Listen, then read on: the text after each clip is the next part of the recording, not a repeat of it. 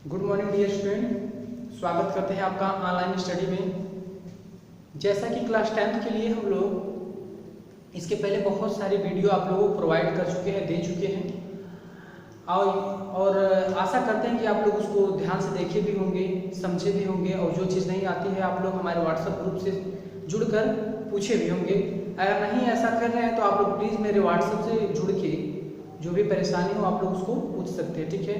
मैं हर संभव प्रयास करता हूं कि आपको समझाया जाए, ठीक है। तो आज इसी सेशन पे हम लोग चलते हैं। क्लास 10 का हिंदी मीडियम का ये क्वेश्चन है और देखिएगा क्या है, ध्यान दीजिएगा। क्लास 10 के लिए है, एक्सरसाइज 3.6 है। ये जो क्वेश्चन दे रखा है ना, क्वेश्चन नंबर फर्स्ट है। क्वेश्चन नंबर फर्स्ट में क्या बोल रखा है कि जो क्वेश्चन दे रखा है इसका रैखिक, ये जो है इसका क्या करना है, रैखिक समीकरण बनाइए और उसके बाद हल कीजिए। इसमें कोई कंडीशन नहीं दे रखा है कि आपको इसको हल किस विधि से करना है। आपको जो विधि अच्छी लगे उस विधि से इसको हल कीजिए। देखिएगा, इसको करनी का है, चूंकि आपको करनी देख के हार्ड लगता होगा, इसको इतना सिंपल तरीके से मैं आपको बताने का प्रयास करता हूँ कि आप कभी इसको भूलेंगे नहीं, ठीक है। एक एक पॉइंट, छोटा छोटा पॉइंट जो भी होगा आपको मैं इस वीडियो के माध्यम से बताऊंगा। आपको कभी इस तरह के क्वेश्चन में दिक्कत नहीं आएगी। तो चलिए चलते हैं क्वेश्चन पे। आपको क्वेश्चन दे रखा है, देखिएगा 2 बटा करड़ी में x प्लस 3 बटा करड़ी में y बराबर 2, 4 बटा करड़ी में x माइनस 9 बटा करड़ी में y बराबर 1। सबसे पहले हम मानेंगे इसमें माना 1 बटा करड़ी में x बराबर a। माना मतलब आप कुछ भी ले सकते हैं, कोई भी चर राशियां ले सकते हैं, x y z को भी। सिर्फ जो इसमें दे रखा है वो चीज नहीं, जैसे x y नहीं ले सकते, बाकी कुछ भी 26 अक्षरों में से ले सकते हैं, 2 अक्षर को छोड़ के। और दूसरा चीज हमारे पास क्या है, 1 बटा करड़ी में y बराबर क्या मान लेते हैं, b। अब जहां जहां ये चीज है वहां हमें क्या कर देना है, a और b रख देना। जैसे कि तो इसको हम, अगर आप नहीं समझ पाते तो हम इसको समझाने की भरपूर कोशिश करेंगे। 2 गुणा 1 बटे करड़ी में x लिख सकते हैं कि नहीं लिख सकते हैं, तो आप लोग कहेंगे लिख सकते हैं। अगर जो कहेगा नहीं लिख सकते तो देख लीजिए क्यों लिख सकते हैं, 2 × 9 2, इसका मतलब इसको लिखा जा सकता है। प्लस इसको हम क्या लिख सकते हैं, 3 बटा इस करड़ी में y होती, सॉरी अब हमें बटे में इसको हटाना है इसलिए, तो 3 गुणा 1 कर सकते हैं और बटे करड़ी में y बराबर किसके, 2 के। तो 2 हो गया ये हमारा। और क्या बोल रहा है कि 1 बटा करड़ी में x की जगह पे कितना रखना, आपको a रखना ना, तो रख दीजिए a प्लस 3 1 बटे करड़ी में y की जगह क्या रखेंगे, b बराबर किसके, 2 के। और इसी को हम क्या बनाते हैं, समीकरण नंबर 1। यहाँ तक आपको कोई दिक्कत होनी नहीं चाहिए। इसके बाद इसमें तो इसको क्या करेंगे, 4 गुणा 1 बटे करड़ी में क्या लिखेंगे, x माइनस 9 गुणा 1 बटा करड़ी में y बराबर क्या कर देंगे, माइनस का 1। यहाँ तक आपको कोई दिक्कत नहीं होगी।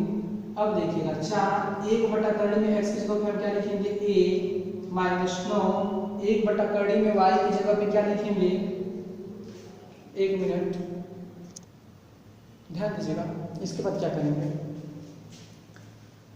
ये ठीक है, 9 1 बटे करड़ी में y की जगह पे हम क्या लिखेंगे, 1 बटे करड़ी में y की जगह पे हम b लिखेंगे और बराबर की -1। इसको बना देंगे हम क्या, समीकरण नंबर 2। अब इसको चाहे जिससे हल कर लीजिए, चाहे जिस विधि से हल कर लीजिए, क्योंकि कोई कंडीशन तो दे नहीं रखा है।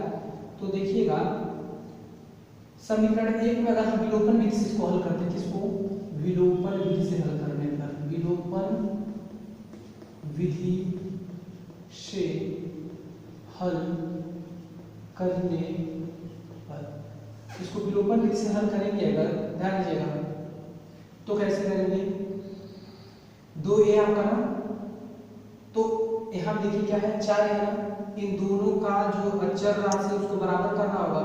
तो अगर इसमें 2 का गुणा होगा तो आपका 4 आएगा ना, ठीक है। तो कर लीजिए 2 का गुणा,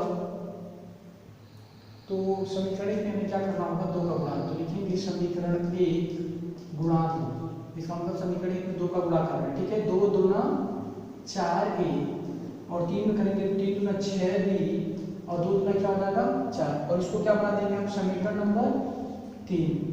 अब देखिए ये समीकरण 3 और 2 में एक चर राशि a वाली क्या है, बराबर है, तो हम लिखेंगे समीकरण 3 समीकरण 3 व 2 से, समीकरण 3 व 2 से।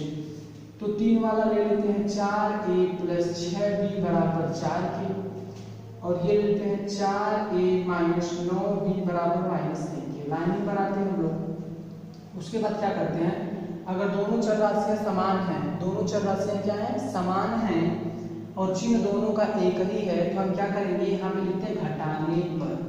क्या लिखते हैं, घटाने पर। घटाने पर ये चिन्ह बदलते हैं, माइनस तो प्लस, माइनस तो प्लस, प्लस तो माइनस।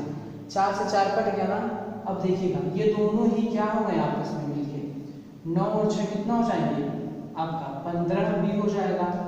और ये देखिए ये कितना हो जाएगा, 4 और 1 कितना हो जाएगा 5। तो 15 b बराबर कितना हो गया 9।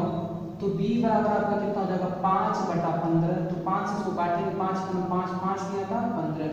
तो b का जो मान आ गया 1 बटा कितना आ गया 3 आ गया। अब जो b का मान आ जाता है उसी में हम क्या करते हैं, या तो समीकरण 1 में रख देते हैं या तो समीकरण 2 में रख देते हैं, आपका a का मान आ जाएगा। तो लिखेंगे b का मान समीकरण 1 में रखने पर, 1 में रखने पर। अब जहां जहां b है, सॉरी जहां जहां b है वहां वहां क्या रखेंगे 1/3 रख देंगे। तो पहले समीकरण लेते हैं, 2a प्लस 3b बराबर किसके 2 के। तो 2a प्लस 3 गुणा b की जगह हमें कितना रखना है 1/3 बराबर किसके 2 के। 3 से 3 क्या हो गया कट गया। अब हमारे पास देखिएगा यहाँ पे 2a बराबर कितना आ गया, सॉरी 2a प्लस 1 बराबर कितना 2 के। तो 2a बराबर 2 प्लस 1 इधर आएगा तो माइनस का 1 हो जाएगा। तो 2a बराबर आपका कितना हो जाएगा 1। इसी प्रकार हम लिख सकते हैं a बराबर 1 बटा क्या हो जाएगा, ये 1/2 हो जाएगा। क्या आ जाएगा, अब यहाँ लिखते हैं a बराबर क्या हो जाएगा हमारा 1/2 हो जाएगा। यहाँ तक आपको बात समझ में आई होगी।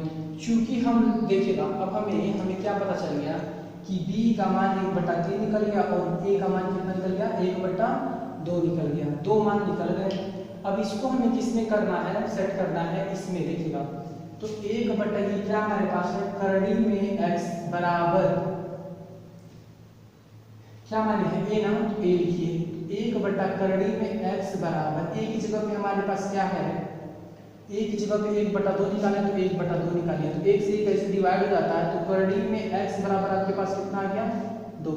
चूंकि ये करड़ी में नहीं रहेगी तो दोनों पक्षों का वर्ग जब करेंगे, दोनों पक्षों का क्या कर देंगे वर्ग, तो ये करड़ी से बाहर आ जाएगी और ये कितना हो जाएगा 2 गुना 4। तो x बराबर आपका कितना आ गया 4। यहाँ तक कोई दिक्कत नहीं।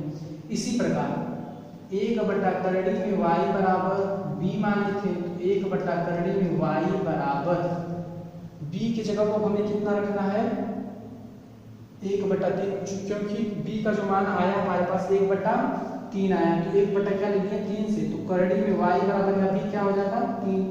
फिर क्या करेंगे, इसका भी क्या कर देंगे दोनों पक्षों का वर्ग करेंगे। तो यहाँ पे आपका क्या बचेगा y और ये 3 का कितना आ जाएगा 9। तो आपका जो आंसर बनता है क्या बनता है, आंसर जो बनता है आपका क्या बनता है x बराबर 4 और y बराबर 3, सॉरी y बराबर कितना 9। तो ये आपका जो बनता है क्या होता है आंसर होता है। आई होप आपको ये क्वेश्चन बहुत ही आसान तरीके से समझ में आया। अगर आपको बात ना समझ में आया तो अब इसको हम वज्र गुणनखंड विधि से हल करके दिखा सकते हैं। तो आप लोग अगर एक बार हम सोचते हैं कि आप लोग एक बार वज्र गुणनखंड विधि से इसको हल करें, प्रतिस्थापन विधि से हल करें, देखें कि दोनों का आंसर सेम आता है कि अलग आता है। अगर दोनों का आंसर सेम आता है तो आपका सही है, अगर सेम नहीं आता है तो गलत है। अगर आप उसको सॉल्व नहीं कर पा रहे हैं या प्रतिस्थापन विधि से या वज्र गुणनखंड विधि से, तो आप हमें कमेंट में जरूर बताएं, ताकि मैं इसी को वज्र गुणनखंड विधि से भी सॉल्व कर दूं और विस्थापन विधि से भी सॉल्व करके आपके पास x बराबर 4 और y बराबर 9 लाया जाए। ठीक है, तो आपको ये वीडियो कैसा लगा आप लोग कमेंट बॉक्स में कमेंट करेंगे और फेयर कॉपी बनाते चलेंगे ताकि आपको रिवीजन करने में कोई दिक्कत ना हो। मिलते हैं अगले वीडियो में, तब तक के लिए अपना ध्यान रखिएगा, पढ़ाई करते रहिएगा। Thank you.